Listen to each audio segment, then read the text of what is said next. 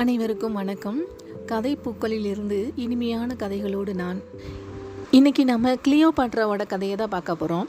Cleopatra அப்படின்னாலே அவங்க தன்னோட அழகை மெருகேற்றிக்கிறதுக்காக கழுத பாலில் குளித்தாங்க அப்படின்னும், நிறைய ஒப்பனை பொருட்களையும் அழகு பொருட்களையும் பயன்படுத்தினாங்க அப்படின்றதையும் நம்ம கேள்விப்பட்டிருப்போம். கருப்பழகி அப்படின்னாலே நமக்கு முதல்ல ஞாபகத்தில் வர்றது கிளியோபாட்ரா தான். 2100 ஆண்டுகளுக்கு முன்னாடி எகிப்தை ஆட்சி செஞ்ச கிளியோபாட்ராவை பற்றின உண்மை கதை தான் இது. கிமு 80 இந்த வருஷத்தில் தான் தாலமி வம்சத்தை சேர்ந்த 12ஆம் தாலமி எகிப்தோட அரசராக பொறுப்பேற்கிறாரு. 12ஆம் தாலமி எப்படிப்பட்டவர் அப்படின்னா, அவர் ஒரு சுயநலவாதியான அரசராக இருந்தார். சூதும் சூழ்ச்சியும் மட்டுமே நிறைந்தவராக இருந்தார். போர்த்திறம் இல்லாத அரசராகவும் இருந்தார். ஏன், அவர் எகிப்திய வம்சாவளியும் கிடையாது. அவரோட வம்சாவளி கிரேக்க வம்சத்தை சார்ந்தது. சொல்லப்போனால் எகிப்திய மக்களுக்கே இவரோட ஆட்சி முறை பிடிக்காமல் இருந்தது. கிரேக்கர்களான இவர்கள் எகிப்தை எப்படி ஆட்சி செய்கிறாங்க, அதுக்கு ஒரு வரலாறு இருக்குது. கிரேக்க பேரரசரான அலெக்சாண்டருக்கு பிறகு அவருக்கு நேரடியான வாரிசு கிடையாது. எனவே அலெக்சாண்டர் இறப்பிற்கு பிறகு அவருடைய நண்பர்களும் படை தளபதிகளும் கிரேக்க பேரரசை பிரித்து கொண்டு ஆட்சி புரிய தொடங்கினர். அப்படித்தான் கிரேக்க படை தளபதியும் எகிப்தின் ஆளுநராகவும் இருந்த முதலாம் தாலமியான சோக்கர் இந்த எகிப்தை ஆட்சி செய்ய ஆரம்பிக்கிறார். இந்த முறையில் தான் தாலமி வம்சம் எகிப்தை ஆட்சி செய்ய ஆரம்பிச்சது. இந்த தாலமி வம்சம் அலெக்சாண்ட்ரியா என்ற நகரத்தை தலைநகரமாக வைத்து தாலமி பேரரசை எகிப்தில் உருவாக்க ஆரம்பித்தது. இந்த தாலமி வம்சத்தோட வழி வந்தவங்க தான் கிளியோபாட்ரா. கிளியோபாட்ரா அப்படின்ற பேர் இவங்களுக்கு மட்டும் உரித்தானது கிடையாது. இவங்க வம்சாவளியில் வந்த அத்தனை பெண்களுக்கும் இப்பேரானது உரித்தானதாக இருந்தது. அப்படி பார்த்தோம்னா இவங்க 7ஆம் கிளியோபாட்ரா. இந்த கிளியோபாட்ரா மற்றவர்களை விட வித்தியாசமானவராக இருந்தாங்க. ஏன்னா இதுக்கு முன்னாடி ஆட்சி செஞ்ச இவங்க தலைமுறையைச் சேர்ந்தவங்க எல்லாருமே கிரேக்க மொழி பேசுபவர்களாக இருந்தாங்க. கிரேக்க மொழி பேசுபவர்கள் எகிப்திய மக்களை ஆள்வதில் எகிப்திய மக்களுக்கும் கொஞ்சம் திருப்தி இல்லாமல் இருந்துச்சு. இந்த எண்ணத்தை போக்கணும் அப்படின்ற காரணத்துக்காகவே கிளியோபாட்ரா என்ன பண்ணுறாங்க அப்படின்னா, எகிப்திய மொழியை ரொம்ப கஷ்டப்பட்டு கற்றுக்கிறாங்க. எகிப்திய மொழியை மட்டுமல்ல, இன்னும் பல மொழிகளை சரளமாக பேசக்கூடியவராக கிளியோபாட்ரா இருந்தார். அது மட்டுமல்ல, அரசியல், வானியல், மருத்துவம், ஜோதிடம் என பல துறைகளிலும் மிகச் சிறந்தவராக விளங்கினார். எகிப்திய அரசாண்ட தாலமியோட மகளான கிளியோபாட்ரா எவ்வளவு ஆடம்பரமான வாழ்க்கையை வாழ்ந்திருப்பாங்கன்னு நம்மளால் நினச்சி பார்க்க முடியுது. அவங்க நினச்சதெல்லாம் அவங்களுக்கு கிடச்சிருக்கும். அவங்க ரொம்பவே மகிழ்ச்சியான வாழ்க்கையை வாழ்ந்திருப்பாங்க அப்படின்ற எண்ணத்தில் நாமளும் இருப்போம்.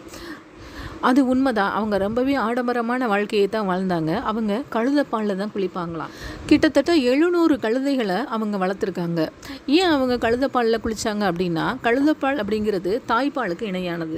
ஏன்னா கழுதைப்பாலில் மருத்துவ குணம் அதிகமாகவே இருந்தது. கழுதைப்பால் தோலோட நிறத்தை அதிகரிக்க செய்து தோலை பளபளப்பாக்குது, தோலில் சுருக்கங்கள் விழாமல் பாதுகாக்குது அப்படின்ற நம்பிக்கை அப்போது அவங்களுக்கு அதிகமாகவே இருந்தது. இந்த அடிப்படையில் தான் கிளியோபாட்ராவும் கழுதைப்பாலில் குளித்தாங்க.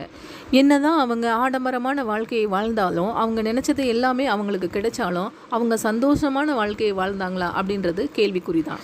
ஏன்னா அரச குடும்பத்துக்கும் சாதாரண குடும்பத்துக்கும் நிறையவே வித்தியாசம் இருக்கும். சாதாரண குடும்பத்தில் அம்மா, அப்பா, தம்பி, தங்கை அப்படின்ற பாச பிணைப்போடு வாழ்வோம். ஆனால் அரச குடும்பத்தில் அதுக்கு சாத்தியமே கிடையாது. அரச குடும்பத்தை பொறுத்த வரைக்கும் பதவி வெறியும் பகை உணர்ச்சியும் வேரூடி போயிருக்கும். அப்பா, அம்மா, தம்பி, தங்கை, அண்ணா அப்படின்ற பாச பந்தம்லாம் இங்கே எடுபடாது. யார் வேணாலும் யாரை வேணாலும் எப்போ வேணாலும் கொல்றதுக்கு கொஞ்சம் கூட யோசிக்க மாட்டாங்க. தன்னுடைய தந்தையான 12ஆம் தாலமிக்கு பிறகு கிளியோபாட்ரா எப்படி ஆட்சிக்கு வர்றாங்க அப்படின்றத பின்னாடி பார்க்கலாம். இப்போது 12ஆம் தாலமி எந்தவித பிரச்சனையும் இல்லாமல் ஆட்சி செஞ்சுக்கிட்டு இருக்காரு. அந்த நேரத்தில் உலகத்தோட மாபெரும் சக்தியாக இருந்தது அப்படின்னா அது ரோம் தான். அப்போ ஐரோப்பிய கண்டத்திலிருந்து ராஜ்யங்கள் எல்லாமே அஞ்சி நடுங்கிற வகையில் ரோமானிய படையெடுப்புகள் இருந்துச்சு. ஆப்பிரிக்கா கண்டத்தை தவிர்த்துட்டு மத்திய தரைக்கடலோட அமைந்த ராஜ்யங்கள் அனைத்துமே ரோமோட ஆதிக்கம் இருந்துச்சு. எகிப்து மற்றும் அதனை ஒட்டிய மத்திய தரைக்கடலில் சில தீவுகள் மட்டுமே 12ஆம் தாலமியோட ராஜ்யத்தில் இருந்துச்சு. எகிப்தை வெல்வதன் மூலம் ஆப்பிரிக்க கண்டத்திலும் தன் எல்லைகளை விரிவுபடுத்தலாம் அப்படின்ற திட்டம் ரோம் கிட்ட இருந்தது. ஆனால் 12ஆம் தாலமி இத்தனை வலிமை வாய்ந்த ரோமுடன் நட்பு பாராட்டவே விரும்பினார். ஏன்னா அவருக்கு தான் போர் தரம் கிடையாது இல்லையா. ரோமானியர்களுக்கு அடிபணிஞ்சு அவங்களோட பேர் ஆதரவை சம்பாரித்து ரொம்ப நாளைக்கு அரியணையை தக்க வச்சுக்கணும் அப்படின்ற எண்ணத்தில் தான் 12ஆம் தாலமி இருக்கார். ரோம் அப்போது பெரிய சாம்ராஜ்யம்லாம் இல்லை. அதை அரசர்கள் யாருமே ஆளவில்லை. அது ஒரு குடியரசாக தான் இருந்தது. அதை ஆளும் அரசியல் அமைப்பாக செனட் அப்படின்ற ஒரு அமைப்பு இருந்தது. அப்போ ரோமோட மிகப்பெரிய சக்தியாக 2 பேர் இருக்காங்க. ஒருத்தர் ஜூலியஸ் சீசர், ரோமோட முக்கிய தளபதி, ரொம்ப அனுபவம் வாய்ந்தவராக இருக்கார். ரோம் குடியரசை மிகப்பெரிய சாம்ராஜ்யமாக மாற்றணும் அப்படின்னு பாடுபட்டு இருக்காரு. இன்னொருத்தர் போம்பே, செல்வ செழிப்புள்ள இத்தாலிய குடும்பத்தில் பிறந்தவர். ரோமுக்காக பல போர்களை முன்னின்று நடத்தி வெற்றி பெற்ற தளபதியாக இருந்தார். முன்னணி அரசியல் தலைவராகவும் இவர் இருக்கார். ஜூலியஸ் சீசரோட முதல் மனைவி கார்னிலியாவின் ஒரே மகளான ஜூலியாவை போம்பே 4ஆவதாக திருமணம் செய்திருந்தார். இப்படிப்பட்ட சூழ்நிலையில் தான் 12ஆம் தாலமி அவங்கக்கிட்ட உதவி கேட்குறதுக்காக யோசிச்சுட்டு இருக்காரு. அதாவது ரோமானியர்கள் இவரை நட்பு ரீதியில் அங்கீகரித்து ஆதரவு கரம் நீட்டினாலே போதும், எகிப்தில் எந்த மாதிரியான எதிர்ப்புகள் வந்தாலும் இவர் சமாளிச்சுக்கலாம் அப்படின்ற முடிவில் இருக்கார். இப்போது யார்கிட்ட பேச்சுவார்த்தை நடத்தலாம் அப்படின்னு யோசிக்கிறாரு. மாமனார் சீசரிடமா அல்லது மருமகன் போம்பியிடமா? இப்போது தாலமி ஒரு தூது கடிதத்தை ரோமுக்கு அனுப்புகிறாரு. ரோமில் இப்போது போம்பே கிடையாது, சீசர் மட்டும்தான் இருக்கார். அந்த தூது கடிதம் சீசரோட கையில் கிடைக்கிது. கடிதத்தை வாங்கிக்கிட்ட சீசர் அதுக்கப்புறமா ஒரு மனக்கணக்கு போட்டு பார்க்குறாரு. எகிப்து ரொம்பவே செழிப்பான ராஜ்யம்தான், தாலமிக்கு ஆதரவு கொடுப்பதால் இவருக்கு என்ன லாபம் அப்படின்னு யோசிக்கிறாரு. ரோமில் நிறைவேற்ற வேண்டிய திட்டங்கள் எக்கச்சக்கமாக இருக்குது, ஆனால் போதுமான அளவு நிதி அவர்கிட்ட கிடையாது. பரவாயில்ல, இனி கவலை இல்லை, தாலமி சிக்கிட்டாரு அப்படின்னு நினச்சிட்டாரு.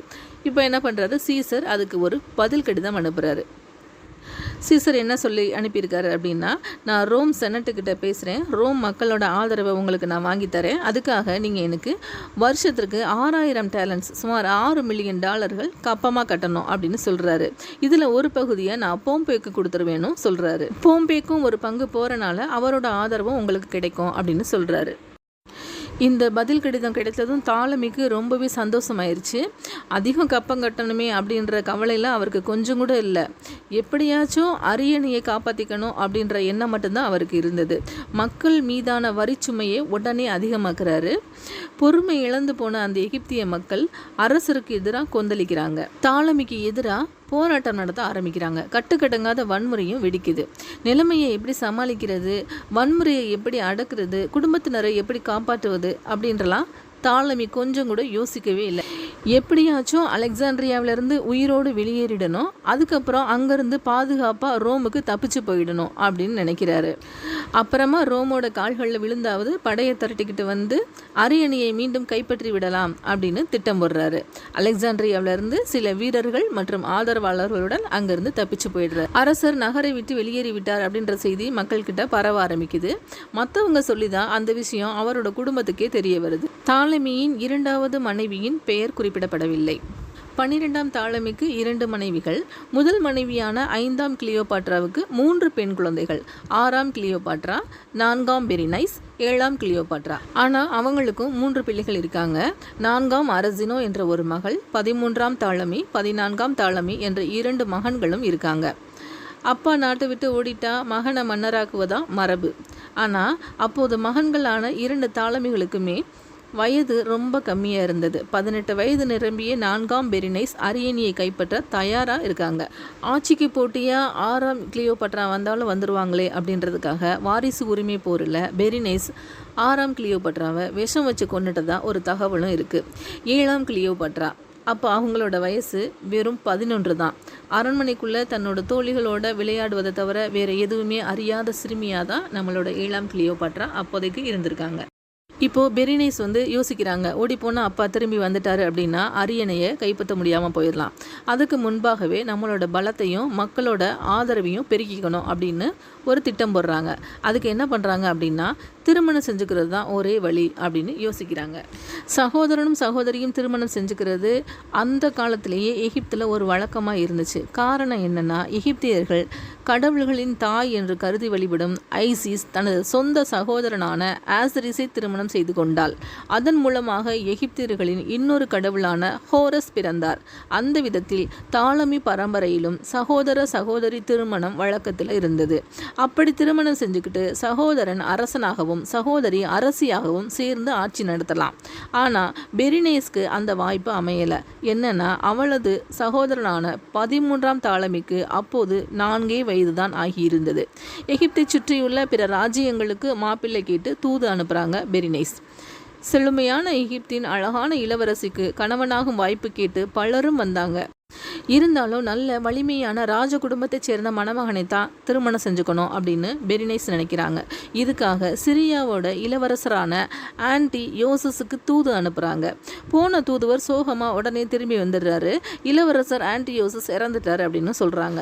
ஆனால் பெரினைஸ் அதோட விடலை. அவரோட தம்பியான செலுக்கஸை கேட்டு தூது அனுப்புகிறாங்க. செலுக்கஸ் உடனே சம்மதம் தெரிவிச்சிடுறாரு.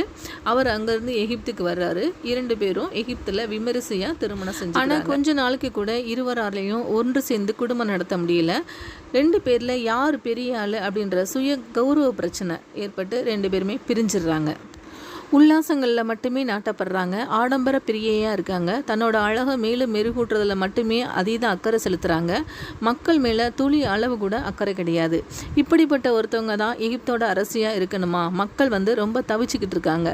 இந்த வேளையிலையும் தளராத பெரினைஸ் என்ன பண்ணுறாங்க அப்படின்னா தனக்கு வரன் தேடும் படலத்தை ஆரம்பிக்கிறாங்க. முன்பு விட வேகமாக தேடுறாங்க. ஆனால் ரகசியமாக தேடுறாங்க. ஆசியா மைனரில் ஒரு ராஜ்யத்தோட இளவரசராக அறியப்பட்ட ஆர்கெலஸ் மாப்பிள்ளையாக அமைகிறாரு. தன்னோட விருப்பங்களுக்கு அடிபணிந்து தலையாட்டிய 2வது கணவனுடன் பெரினைஸுக்கு எந்த பிரச்சனையுமே இல்லை. அப்பா தாலமி திரும்பி வந்தாருன்னா அவரை எப்படி தீர்த்து கட்டலாம் அப்படின்னு திட்டம் போட ஆரம்பிக்கிறாங்க. இது நடந்தது கிமு 58வது வருடம். இப்போது 12ஆம் தாலமி ரோமை நோக்கி பயணம் செய்துக்கிட்டு இருக்காரு. அவருக்கு சீசர் மேலே நம்பிக்கை இருந்தது. ஆனால் தாலமி ரோம் நகரத்தை அடைந்த சமயத்தில் சீசர் அங்கே இல்லை. 6ஆம் மித்ரிடேட்ஸை போரில் வென்ற சந்தோஷத்தை போம்பே ரோமில் கொண்டாடி கொண்டிருந்தார். ரோமில் போம்பேயின் அந்தஸ்து அதிகாரம் எல்லாம் சீசரை விட ஒரு படி மேலே உயர்ந்திருந்துச்சு.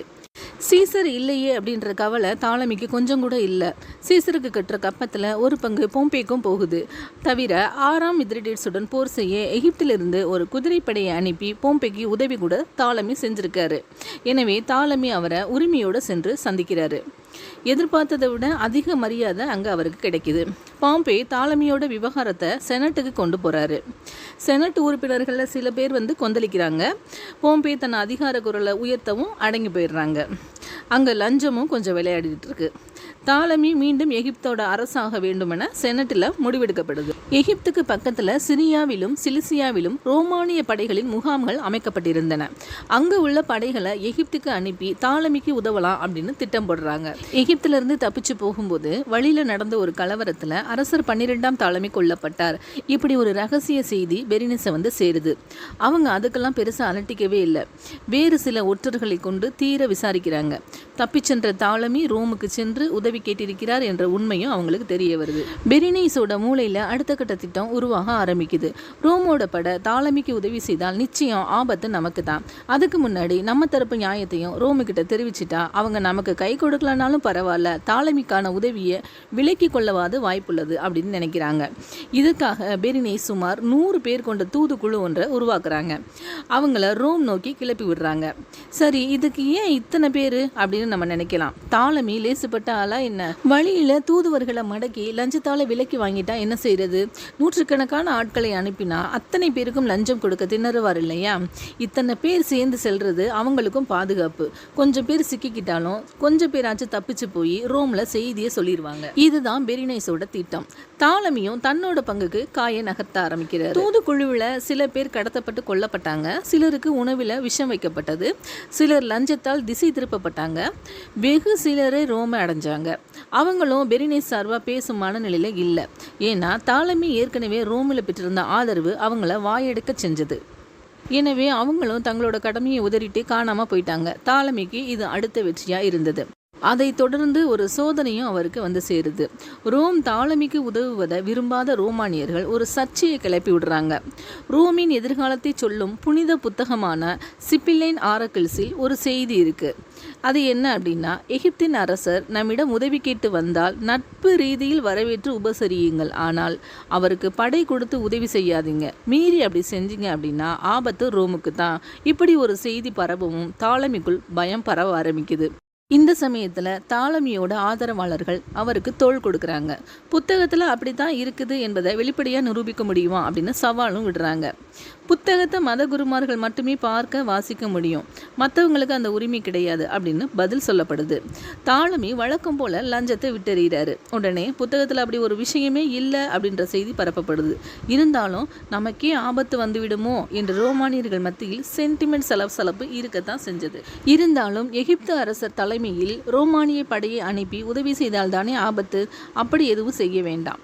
ரோமானிய படைகள் எகிப்துக்கு சென்று பெரினேஸ் அரசை வீழ்த்தட்டும், பின் தாலமி அங்கே சென்று அமைதியான முறையில் பதவி ஏற்றுக்கொள்ளட்டும்.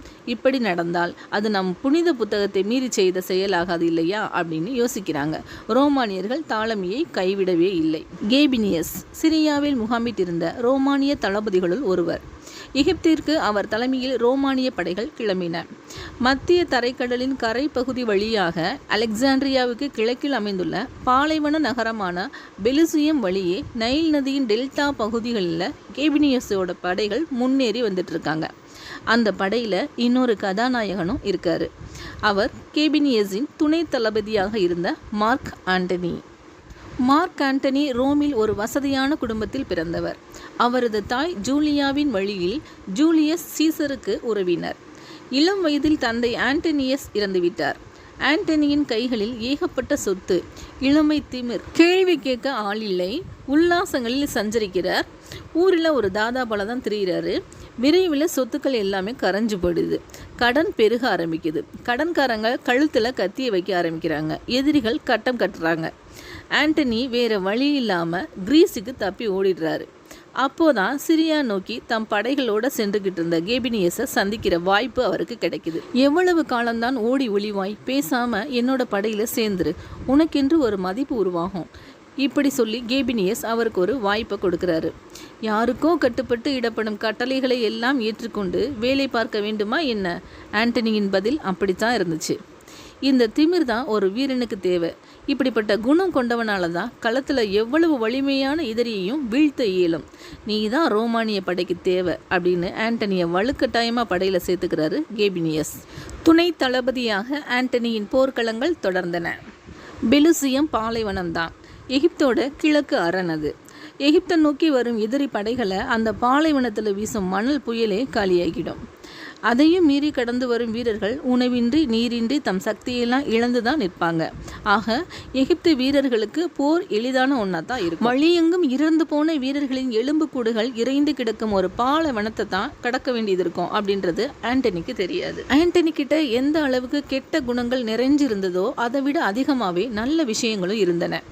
ஆண்டனி நல்ல உயரம், சற்றே அகண்ட கண்கள், கொஞ்சம் வளைந்த மூக்கு, இடுப்பான தாடை, சுருள் முடி, மீசையில்லாத முகம், பெண்களை சட்டென கவரும் ஆண்மை கலந்த மிடுக்கான தோற்றம், உடல் அளவிலும் புத்தி அளவிலும் பலசாலி.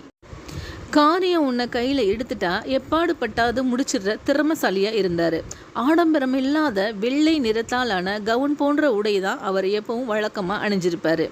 வீரர்களோட தோள் மீது கை போட்டு ஸ்நேகமாக பேசுகிற அளவுக்கு நெருக்கம் காட்டுவார். வெட்ட வெளியில் எல்லாருடையும் சேர்ந்து நின்று சாப்பிடும் முறையை தான் அவர் கடைபிடித்தார். கூடி பேசி ஒருவரை ஒருவர் கேலி செய்யும் அளவுக்கு உரிமையோடு பழகினார். வீரர்களிடம் காட்டிய அந்த அரவணைப்பு ஆண்டனிக்கு போர்க்களங்களில் பல விதங்களில் உதவியாக இருந்துச்சு.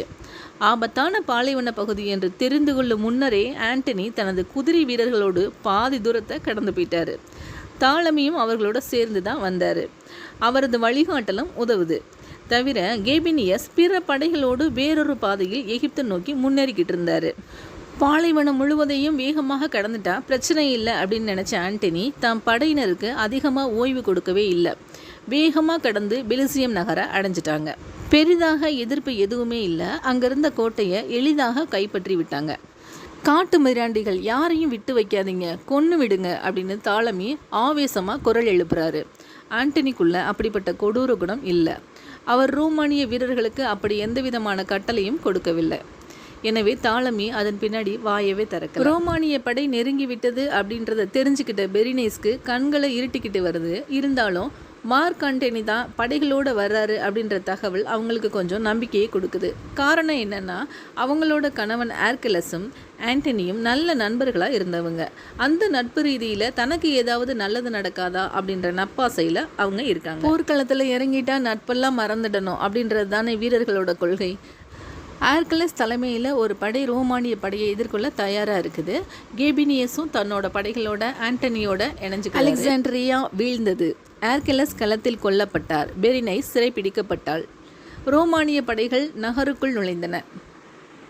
ரோமானிய படைகளோடு வந்து எகிப்தை மீட்டெடுக்க தாலமிக்கு ஆன செலவு சுமார் 10,000 டேலண்ட்ஸ். அதை பற்றியெல்லாம் அவர் கொஞ்சம் கூட அலட்டிக்கவே இல்லை. மீண்டும் எகிப்தின் அரசராக போகும் மகிழ்ச்சியை கொண்டாடினார். யார் அங்கே, அந்த பெரினைஸை இழுத்து வாருங்கள் அப்படின்னு கட்டளையிடுறாரு.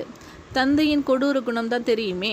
பெரினைஸ் தன் தந்தையிடம் மன்னிப்பு கேட்டு கெஞ்சி கூத்தாடவெலாம் இல்லை.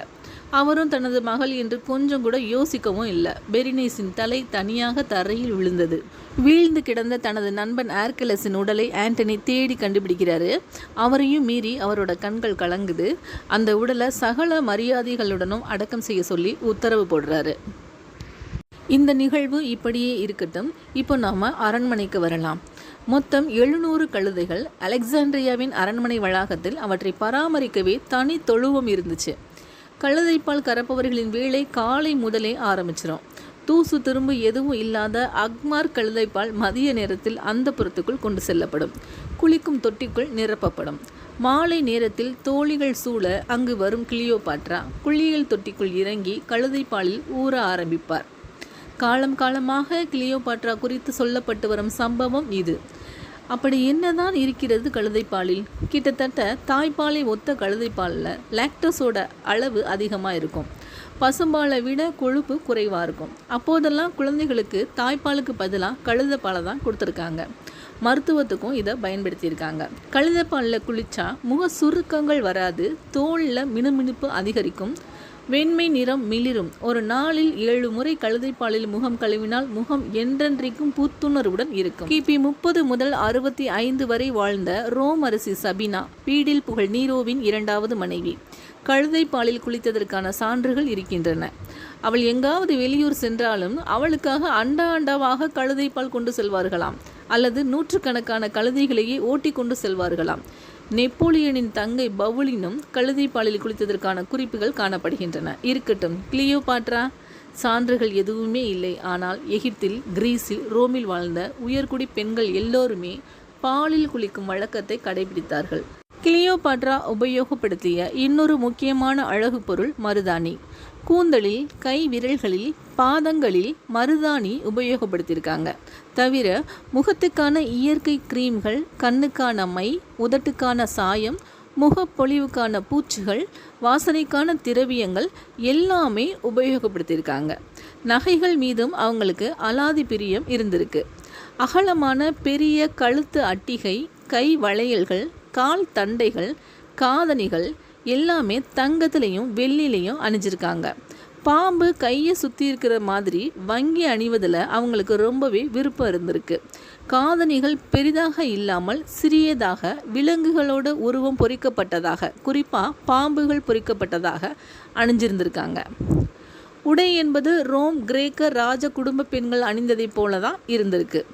பட்டு துணியால் ஆன உள்ளே அணியும் ஆடைகள், அவற்றை தாங்கும்படி ஸ்டோலா என்ற பட்டு நூலால் ஆன இடுப்பு கயிறு, அதற்கு மேலே பல்லா என்று அழைக்கப்படும் ஆளுயர அங்கி. அவை பெரும்பாலும் நீலம், பொன் மஞ்சள், கத்தரிப்பூ, சிவப்பு, வயலட் என்று கருமையான சாயங்கள் பூசப்பட்டவையாக இருந்தன. தான் உயரம் குறைவானவள் என்ற எண்ணம் கிளியோபாட்ராவுக்கு இருந்துச்சு. எனவே தனக்கான செருப்பை உருவாக்குபவரிடம் குதிகால் உயரமாக இருக்கும்படி வைக்க சொல்லியிருக்காங்க. அரண்மனைக்குள் வெறும் காலுடன் தான் நடப்பாங்க. ஆனால் வெளியில் செல்லும்போது தோல், மரத்தால் ஆன செருப்புகளை அணிஞ்சிருக்காங்க. அப்படி போகும்போது கையில் பெரிய இலை போன்ற விசிறியையும் தலையில் அகலமான மூங்கிலால் ஆன தொப்பியையும் உபயோகிச்சிருக்காங்க. கிளியோபாட்ராவின் உணவு பழக்க வழக்கங்களை பொறுத்தவரை காலையில் மிக எளிதான உணவு பார்லி அல்லது கோதுமையால் ஆன ரொட்டிகள், தோய்த்து சாப்பிட ஒயின், கூடவே ஆலிவ், பிக் பழங்கள். இவையெல்லாம் பருவ வயது இளவரசி கிளியோபாட்ரா குறித்து கிடைக்கும் வர்ணிப்புகள், தகவல்கள். மதியமும் சரி, இடைப்பட்ட மாலை நேரத்திலும் சரி, இவை போன்ற உணவுகள் தான். பலத்த சாப்பாடு என்பது இரவில்தான். ஒயினும் பியரும் தான் முக்கிய பானமா இருந்திருக்கு. இப்படியாக தாலமி பரம்பரையில் பெரும்பாலானோர் உணவு விஷயத்தில் தாராளமாகத்தான் செலவு செஞ்சிருக்காங்க. எகிப்து மக்கள் பஞ்சத்தில் இருந்த போதும் கூட எதை பற்றியும் யார் குறித்தும் கவலை இல்லாமல் உல்லாச வாழ்க்கை வாழ்ந்தாலும், அதிலும் முழுக்க முழுக்க சுயநலத்தோடு நடந்து கொண்டாலும் 12ஆம் தாலமியை ஒரே ஒரு விஷயத்துக்காக மனமாற பாராட்டியே ஆக வேண்டும். அது கல்வி விஷயந்தான். தனது மகள்களும் கல்வி கற்று நல்ல அறிவோடு திகழ வேண்டும் அப்படின்றதில் கவனம் செலுத்தியிருக்காரு. அப்போதைய எகிப்தியர்கள் பெண்களுக்கு பல விஷயங்களில் ஏகப்பட்ட உரிமைகள் வழங்கியிருந்தாலும் ஏனோ கல்வி கற்க மட்டும் அனுப்பலை. ஆனால் தாலமி இளவரசிகளான பெரினைஸையும் கிளியோபாட்ராவையும் தினமும் அலெக்சாண்ட்ரியா நூலகத்துக்கு அனுப்பினார். அதுதான் பள்ளி, கல்லூரி எல்லாமே. அங்குதான் வகுப்புகள் நடக்கும்.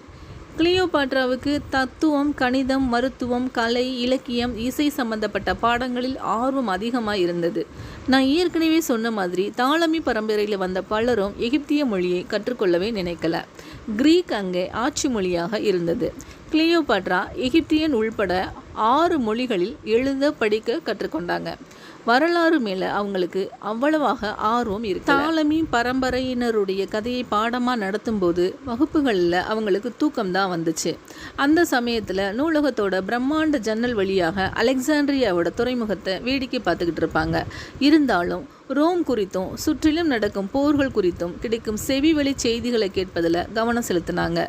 எதை பற்றியும் கவலைப்படாமல் நாட்டை விட்டு ஓடிப்போன தந்தை ரோமானிய படையோடு திரும்பி வந்து மீண்டும் ஆட்சியை பிடிக்க அடித்த கூத்துக்கள் ஒவ்வொன்றையும் 15 வயது சிறுமியான கிளியோபாட்ரா கவனிச்சுக்கிட்டே தான் இருந்தாங்க. அதுவரை சிறுமியாக எந்த கவலையும் இல்லாமல் தெரிஞ்சுக்கிட்டு இருந்த கிளியோபாட்ரா மனசை அரியணைக்காக அவளது சகோதரி பெரினைஸ் எகிப்தில் செய்த கலகங்களும் அவளை தந்தையை கொன்றதும் வெகுவாக பாதித்திருந்துச்சு. அகங்காரம், கோபம், வெறுப்பு, கர்வம், சுயநலம், பழிவாங்கும் உணர்வு போன்ற தேவையற்ற குணங்கள் கிளியோபாட்ரா என்ற ஆளுமைக்குள் பதிந்த தருணங்களாக இவற்றையெல்லாம் சொல்லலாம். நாட்டை விட்டு ஓடிப்போனவர் எகிப்தியர்கள் அவ்வளவாக விரும்பாத ரோமானியர்களின் துணையோடு வந்து மீண்டும் ஆட்சியை பிடித்து விட்டார். தாலமியை எகிப்தியர்கள் ஏற்றுக்கொண்டார்களா? பெரும்பாலானோர் தாலமி மீண்டும் ஆட்சிக்கு வந்ததை கொண்டாடவே செய்தார்கள். காரணம், பெரினைஸும் ஒரு நல்லாட்சி எதுவும் நடத்தவில்லையே. அலெக்சாண்ட்ரியாவில் பலரும் பெரினைஸின் அதிகாரத்தால் ஏதோ ஒரு விதத்தில் நேரடியாகவோ மறைமுகமாகவோ பாதிக்கப்பட்டிருந்தாங்க. எனவே பழைய குற்றவாளி தாலமியோட குற்றங்களை யாரும் நினச்சி பார்க்கல. ரோமானிய வீரர்களை குஷிப்படுத்தும் விதத்தில் கேளிக்கை நிகழ்ச்சிகளை நடத்த சொல்லி தாலமி கட்டளையிடுறாரு. விதவிதமான விளையாட்டு போட்டிகள், கொண்டாட்டங்கள் நடக்குது. மேடை ஒன்றில் அமர்ந்தபடி தாலமி எல்லாவற்றையும் கண்டு கழிக்கிறாரு. ஆனால் மக்களது கவனம் மேடையில் வீற்றிருந்த மார்க் ஆண்டனி மீதுதான் குவிந்திருந்தது. அவரது மிடுக்கான தோற்றமும் ஆனால் உடையில் எளிமையும் மக்களை வசீகரித்தன.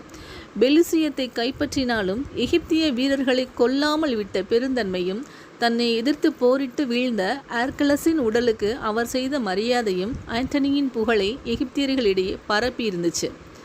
அதே இடத்துல 15 வயது கிளியோபாட்ராவும் இருந்தாங்க. ஆண்டனி குறித்து மற்றவர்கள் பெருமையாக பேசும் விஷயங்கள் அவங்களோட காதலியும் விழுகுது. இந்த 28 வயது இளைஞனை அவங்களும் கவனிக்கிறாங்க. கம்பீரமான வீரன்தான். சின்னதாக ஒரு ஈர்ப்பு வந்தது.